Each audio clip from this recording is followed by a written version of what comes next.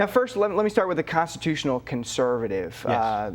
As someone with that philosophy, what do you think the functions of the federal government or actions of the federal government that have kind of overstepped their bounds would be? Sure. When I say that, I am not a constitutional scholar. I am a person over the last 2 years that have picked up the Constitution and am trying to understand it completely. But Article 1, Section 8, they identify basically 17 areas that the federal government should be in. 6 of them are dealing with national defense. And it could be post office, can be treaties, a variety. It's pretty well clearly spelled out in the Constitution. So I believe the government should kind of stick to that. The federal government should stick to it. And that causes a lot of questions for people, because I don't see the federal government involved in education. I don't see them involved in energy development. I don't see them in providing medical insurance. I don't see them in providing retirement benefits or welfare. Those, to me, should go back to the states. So that's kind of my philosophy. The federal government should do what it's designed to do, and let the states and private sector and charities and everybody else do what they're designed to do. Well, there will be some who would say, after all this time, more than 2 centuries, right, that the world has changed a lot since the Founding Fathers drafted that. And actually, the first draft of the Constitution, Kentucky wasn't even a state. Right. So, right, there's a lot that has changed. And people use that living, breathing document. Right. Don't you think that there are some powers that Congress specifically needs to have that the Founding Fathers didn't even envision? No, I don't think so, because the philosophies of the Founding Fathers are really spelled out the overall tone of what the federal government should do. And I don't think that whether we have internet now and they didn't have internet really kind of jumped into that. It's about privacy and freedoms and protecting that. And the states created the federal government. The federal government didn't create the states, and I think sometimes that's where some of the arguments come in. But if the federal government would just stick to those things, and because I always ask people when they say that to me, well, listen, boy, look what's happened over the last couple hundred years. And my answer is, well, how's that worked out for us? With our $15 trillion in debt and spending $3.8 trillion when we take in 2.2, it's out of control, and we've got to However, get back. if you look at the living conditions of people, it's a lot better now than it was 2 centuries ago. But let me ask you about health care. Sure. The Affordable Care Act, obviously that's going before the Supreme Court later this month. Do you think that oversteps the government's bounds? Oh, absolutely. Again, I go back to the basics. The federal government should not be in the medical management business. So should the Supreme Court, should they overturn it? Oh, absolutely. Obamacare should be repealed. There's no doubt about it. And again, I would love to see it even go further and get the federal government out of it. Now, I know Rand Paul has submitted some his recent ideas on a Medicare and some other areas that they're involved in. We'll get to that in a minute. Okay. But I really would like to see, part of what I stress with people when I talk to them is, I know it sounds dramatic in the world we live in today, but we should get out of it over a 10-year period and transition back to we the people. And I know people get concerned about that, but it can be done. Well, some scholars would say, that's kind of the inconsistency with the argument about bringing it back to the original draft of the Constitution, because, of course, judicial review, the power to overturn laws, right, that's not in Article 3 that sets out the judicial branch. That was created through Marbury versus Madison in 1803, right, that case. So is that inconsistent to want the Supreme Court to overturn a law of Congress? No, the Supreme Court, they have their own powers, they have their own jurisdiction. But that's not enumerated in the Constitution. No, I think that's the reality of the Supreme Court and the judiciary. I understand that. And I think that's the challenge we have, is when we look and pick and choose different pieces and we apply it to whatever issue that we're talking about, it makes it very complicated and convoluted. And I think the challenge is, what I try to tell people is, we've got to first of all start with the big concept of what is the role of the federal government. And what do you think it is? I think it's national defense. I think it's making sure the states play well together and make sure that one state isn't, having its own currency and another state's not. I think that if one state is violating the rights of another, in other words, polluting, and it's going to another state, the federal government gets in and makes sure that's resolved, and then they climb back into their constitutional box. They don't take over control of the entire environment. They don't take control of everything because of an issue that happened.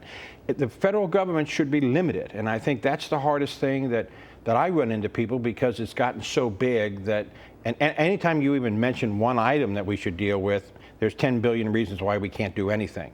And if we don't do anything, I always say, the game's over. I mean, that's great. What about infrastructure? You mentioned is that a function of the federal government? Well, the reality of it is, unfortunately, it has become, and again, I'd like to see it go back where the states are actually more involved and have more power, but we have an interstate highway, and that's the reality of the states. But the federal government won't even do that. We have a bridge in northern Kentucky that's fallen down, $2 billion. Federal government says we're broke and we're not even going to fix it. I think that's the challenge we have, is we keep looking at what the federal government can do. Well, the federal government's this all-seeing eye, so to speak, but everything they touch, it doesn't get better, it gets worse in so many respects. Education's worse, Social Security is worse, Medicare is worse. They're now talking about rationing, they're talking about raising ages on Social Security. But everybody defends the federal government as if it's a protector, and it really isn't. It's actually destroying more than it's adding value. Of course, I don't know too many people who are defending the federal government these days, but everybody is. But let me ask you about the bridge, the Brent Spence Bridge. Yes. You said in your website that you don't think tolls are the answer because they're an additional tax. Right. So you want the federal government then to pay the entire price of the bridge? Well, it's an interstate highway, and the way the world is today, the federal government should fix it. And if they're not going to, is what, I don't know if you read any of my articles, I basically said, well, then Kentucky should go up and say, and kick the federal government out and say, we'll fix it ourselves. But we're going to get rid of all the environmental nonsense you're going to put us through, the years of studying the environmental impact. As I said in one of my articles, that I don't care if Abraham Lincoln took a nap in the high-speed lane or whatever, you're going to build that bridge right there. Right. So why are we wasting money and billions of dollars on a federal bureaucracy of regulations that's going to add no value to the project? It's just going to waste taxpayers' money, and we do that every single day in America. All right, so overall, does the federal government have a responsibility to the most vulnerable citizens who maybe don't have a job, are disabled, are struggling? Does the federal government have a responsibility to them? No. They are just left to their own devices? No, they're left to charities, to the states. James Madison, who's the father of the Constitution, one of my favorite founders, and I wish I had the quote, I don't have it in my head, but he talked about the role of federal government. And the last line in the quote I put in my articles many, many times is, charity is not a part of the government. And I don't know how clear that can be from the person who wrote the Constitution, clearly defined that charity is not the role of government. Charity is the role of charities. Charities is the role, the states have more flexibility to deal with that. The states can deal with that.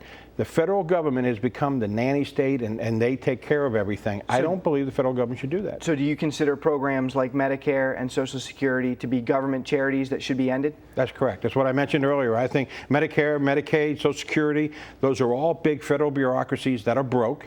They make up 74% of the federal government here in the 2013 budget, and they're going to get worse, and they're going to bankrupt us. We should exit out of those and turn them back to the states, turn them back to charities, and turn them back to the private sector. But you write about not ending them now for people who are committed. You're talking about ending Social Security, for instance, for people who are 45 and under. Correct. I think we have to have a transition. I mean, you can't go obviously cold turkey on anything. Whether it's a 10-year, I don't have all the answers on this, Ryan, but whether it's a 10-year transition, a 20-year transition, I know Rand Paul talks about maybe up to 2040 they're going to do a bunch of stuff. I just want to get the conversation going that at least we can agree on the basic. The federal government should get out of this business. Centralized planning doesn't work. Never has, never will. We can tweak it, and that's what everybody's doing. We're tweaking it, we'll raise the age, we'll ration it, we'll means test it, we'll manipulate it, but it doesn't work. And those were Senator Paul's, some of his suggestions. Correct. Where the richer people get fewer benefits. Correct. And the retirement age goes up. Do you think that that's a reasonable transitional solution? That's a starting point, that's fine, but I don't think that's where we need to go. All that does is kick the can down the road for our kids and grandkids. It's basically saying, it's complicated, I don't want to deal with it now, it's uncomfortable, we'll put it out of reach. America is a nation of individuals, not collectivism. And that's what centralized planning does in the federal government. It collectivizes everybody, it puts us all into a box. You get $2,200 a month, regardless of how much you paid into it, and it just keeps pushing it down. I look at this and why I'm going to Congress. I say, if we're going to deal with this, let's deal with it now.